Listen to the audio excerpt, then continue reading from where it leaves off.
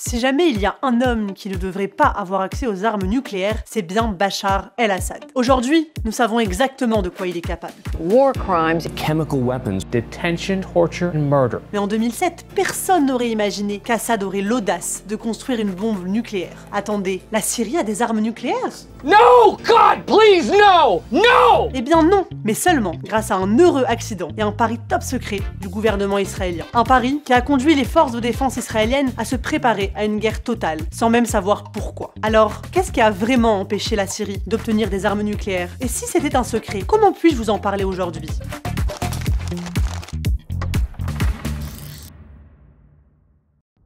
Israël et la Syrie n'ont jamais été amis. 3 rockets fired from Syria into Israel. Israeli airstrikes targeted Syria. Mais en 2007, la Syrie était la moindre des préoccupations d'Israël. Le public israélien était encore sous le choc d'une guerre courte mais brutale avec le Hezbollah l'été précédent. Les Palestiniens venaient d'élire un groupe terroriste résolu à détruire Israël. Hamas's landslide victory, which has catapulted to power a group whose campaign of suicide attacks killed hundreds of Israelis. Pire encore, le Hezbollah et le Hamas détenaient des atouts puissants. 3 soldats israéliens kidnappés, que personne n'avait vus depuis presque un an. Ainsi, bien que la Syrie ne soit pas une amie d'Israël, leur frontière commune était restée calme pendant des décennies. Cependant, Israël gardait un œil sur son voisin du Nord. C'est pourquoi le Mossad suivait le directeur de la commission syrienne de l'énergie atomique alors qu'il avait des réunions à Vienne au début de 2007. Pendant qu'une équipe le suivait, une autre s'introduisait dans sa chambre d'hôtel, copiait le contenu de son ordinateur portable et le mettait sur écoute, histoire d'être complet. Ce qu'ils ont trouvé sur son ordinateur portable a envoyé des ondes de choc à travers le renseignement israélien. Il contenait des photos détaillées d'un réacteur nucléaire fonctionnel directement modélisé sur un réacteur nord-coréen. Le même réacteur que les Nord-Coréens avaient promis de démanteler un mois plus tôt. Le clou du spectacle était une photo du directeur et d'un éminent scientifique nucléaire nord-coréen posant devant le bâtiment qui abritait le réacteur syrien. C'était un cauchemar géopolitique. Oh my god, dude, I'm freaking out. I am so stressed out. I feel like I'm having a panic attack. Que feriez-vous dans cette situation? Un État voyou qui venait juste de s'engager à démanteler son programme nucléaire aidait activement un dictateur brutal à construire une arme nucléaire. Et ce dictateur brutal, il avait des liens avec le Hezbollah, un groupe terroriste responsable du meurtre d'Israéliens dans le monde entier. Israël n'allait absolument pas permettre à Assad de construire une bombe nucléaire, pas sous la doctrine Begin. La quoi? I'm sorry, what? La doctrine Begin, What the hell is that? du nom de l'ancien Premier ministre, est un principe clé de la politique de défense israélienne. Elle est extrêmement simple. Aucun ennemi d'Israël ne sera jamais autorisé à poser une menace existentielle pour l'État juif. Si un pays hostile laisse entendre qu'il développe des armes nucléaires, Israël frappe. Vite, fort et sans s'excuser. C'est exactement ce qu'ils ont fait à Osirak en 1981. Le monde entier savait que Saddam Hussein tentait de doter l'Irak de l'arme nucléaire. Le problème, c'est que personne ne s'en souciait, sauf Israël, qui n'était pas ravi des menaces de Saddam de noyer Israël dans des rivières de sang. Ainsi, Begin a autorisé une frappe sur le réacteur nucléaire de Saddam. En moins de 2 minutes, les menaces nucléaires irakiennes ont disparu en fumée. Quelques jours après l'attaque, Begin a déclaré à la chaîne de télévision américaine CBS: cette attaque sera un précédent pour tous les futurs gouvernements israéliens. Chaque futur premier ministre israélien agira dans des circonstances similaires et de la même manière.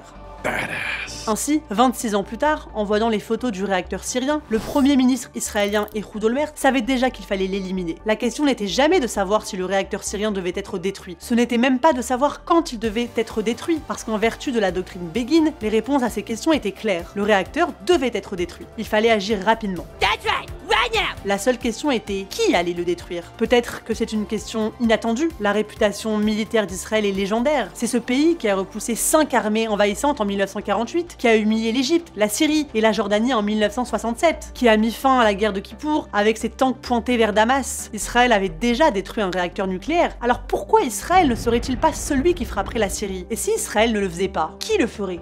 Not me. Moins d'1 mois après que les photos aient été découvertes, le chef du Mossad montait dans un avion à destination des États-Unis. Meir Dagan avait créé la première unité secrète israélienne, Rimon, qui travaillait profondément derrière les lignes ennemies pour débusquer les terroristes. Ses soldats l'appelaient le roi des ombres. Un surnom qui convenait parfaitement à un homme qui opérait dans le plus grand secret. Mais en avril 2007, Dagan ne gardait aucun secret. Il était venu à Washington pour tout dire aux Américains, parce qu'Israël n'avait que 2 options. Premièrement, détruire le réacteur, au risque d'une guerre totale avec la Syrie. Demander aux Américains de détruire le réacteur, espérant que la Syrie serait trop intimidée pour riposter. Du point de vue d'Israël, la deuxième deuxième option était optimale. Les États-Unis pouvaient raser le réacteur, envoyer un message à la Corée du Nord et avertir l'Iran de renoncer à ses propres ambitions nucléaires. Et tout cela sans aucune menace pour Israël. Certains membres du gouvernement américain étaient d'accord, notamment Dick Cheney. Le vice-président était méfiant depuis longtemps de la relation entre la Syrie et la Corée du Nord. Voilà la preuve qu'ils travaillaient ensemble. Et voilà une occasion en or de leur donner une leçon. I guess I know who the office badass is. Mais le président Bush n'était pas convaincu. Et pas plus Condoleezza Rice. Rappelez-vous, c'était en 2007. Les États-Unis étaient en guerre en Afghanistan et en Irak depuis 4 longues années, sur la base de rapports erronés sur des armes de destruction massive qui s'étaient révélées imaginaires. Bush ne pouvait tout simplement pas se permettre une autre guerre au Moyen-Orient. Sa secrétaire d'État était encore moins enthousiaste. Elle ne faisait pas confiance au premier ministre israélien. Et elle n'aimait pas l'idée qu'Israël exerce ses muscles au Moyen-Orient. Pris entre Cheney d'un côté et Rice de l'autre, Bush prit une voie médiane. Il n'aiderait pas les Israéliens, mais il ne les gênerait pas non plus. Et si la Syrie ripostait, Bush promit que l'Amérique soutiendrait Israël. We're all gonna put down our guns. I have crossbows. La réaction américaine fut décevante, mais pas surprenante. Israël a toujours agi seul face à ses ennemis. Begin avait été largement critiqué par tout le monde, des médias mondiaux à l'ONU, pour avoir détruit Osirak. Il a répondu à ces critiques avec une sorte de joie moqueuse. « Oh oui, je suis un très vilain garçon », avait-il dit en roulant des yeux. Son message était clair. « J'ai fait ce que je devais faire, et je me moque bien de savoir si le reste du monde approuve. » Mais Olmert était dans une position légèrement différente. Contrairement à l'Irak, la Syrie était juste à côté, et avait déjà mené 3 guerres contre Israël. Bachar el-Assad pouvait être un ophtalmologiste doux, mais personne en Israël n'était dupe de sa cruauté. Il avait des armes chimiques et des missiles Scud capables de pénétrer facilement en Israël, et il ne semblait pas être du genre à hésiter à les utiliser. L'état-major des FDI devait donc préparer l'armée israélienne à une guerre potentielle, mais voici la clé. Il n'était pas autorisé à leur dire pourquoi. Israël savait que la mission ne fonctionnerait que si elle était menée dans la plus grande discrétion. Si Bachar el-Assad l'apprenait, il pourrait accélérer la production, ou cacher son opération sous terre, ou pire encore, entourer le réacteur d'enfants d'école, forçant Israël à risquer des dégâts collatéraux. Les Israéliens savaient qu'ils devaient agir vite et en silence. Oh yeah. Olmert prenait un risque calculé. La Syrie ne voulait vraiment pas aller en guerre contre Israël, pensait-il. Mais si quelqu'un découvrait qu'Israël avait attaqué, la Syrie serait obligée de riposter pour sauver la face. Même les pilotes, qui s'entraînaient depuis des mois pour une mission top secrète, n'ont su la cible que le jour de l'attaque.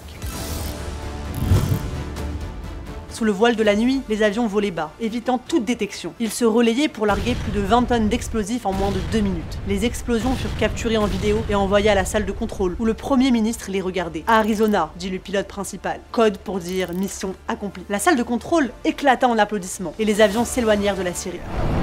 Les pilotes étaient chez eux à 2 h du matin. Le réacteur était détruit. Maintenant, il était temps de jouer à la guerre de l'attente. Particulièrement angoissant quand ce que vous attendez est une guerre potentielle. Comment Assad allait-il répondre? Comme il s'est arrivé, la réponse était... Il ne répondit pas. Assad était rusé. Il avait gardé les armes nucléaires secrètes de tout le monde, y compris de son propre peuple. Il lui faudrait soit divulguer la vérité pour justifier une guerre avec Israël, soit garder le silence et laisser son peuple se demander pourquoi ils étaient soudainement en guerre avec leurs voisins. Aucune des 2 options ne semblait bonne. L'économie de la Syrie était en ruine et Assad ne voulait pas que des questions comme pourquoi dépenser des milliards de dollars pour des armes nucléaires alors que des gens meurent de faim dans la rue, ou pourquoi nous entraîner dans une guerre inutile que nous allons probablement perdre se posent. Il a fait donc ce qui était le plus intelligent, rien. Bien qu'il bouillait probablement de rage lorsqu'Olmert a transmis un message par l'intermédiaire du premier ministre turc, dites à Assad que la prochaine fois qu'un événement de ce genre se produira en Syrie, la photo d'après-attaque ne sera pas celle du réacteur, mais celle de son palais.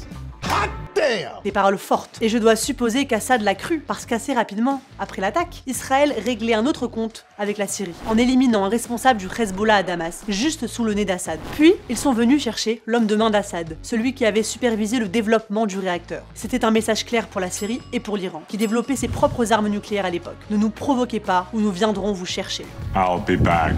Les actions d'Israël parlaient beaucoup plus fort que les mots, car en public, l'État juif gardait aussi le silence. Les médias spéculaient sans fin. Qui était derrière l'explosion mystérieuse en Syrie? Pourquoi Israël ne disait-il rien? I don't know. Bien que tout le monde soupçonnait Israël, personne ne savait avec certitude. Et cela est resté ainsi. Du moins, jusqu'en 2018, quand Israël a officiellement pris la responsabilité du raid. Mais à ce moment-là, c'était un Moyen-Orient bien différent. La guerre civile syrienne avait fait des milliers de morts et déplacé des millions de personnes. L'État islamique avait ravagé certaines régions du pays. Contre toute attente, Assad s'accrochait toujours au pouvoir. Et l'Iran s'approchait de plus en plus de la fabrication d'une bombe nucléaire. Une réalité qu'Israël connaissait trop bien. Parce Parce qu'en 2018, les services de renseignement israéliens ont pénétré les archives nucléaires de l'Iran et ont volé des milliers de documents confirmant que l'Iran était très proche de fabriquer une bombe. C'est exactement pourquoi Israël a finalement rendu public ce qui s'était passé. L'État juif avait visé les scientifiques nucléaires iraniens pendant presque une décennie. Mais publier les images de l'attaque du réacteur syrien était un avertissement assez subtil à l'Iran. La doctrine Begin est toujours en vigueur et Israël continuera de ralentir les efforts nucléaires de l'Iran aussi longtemps que possible.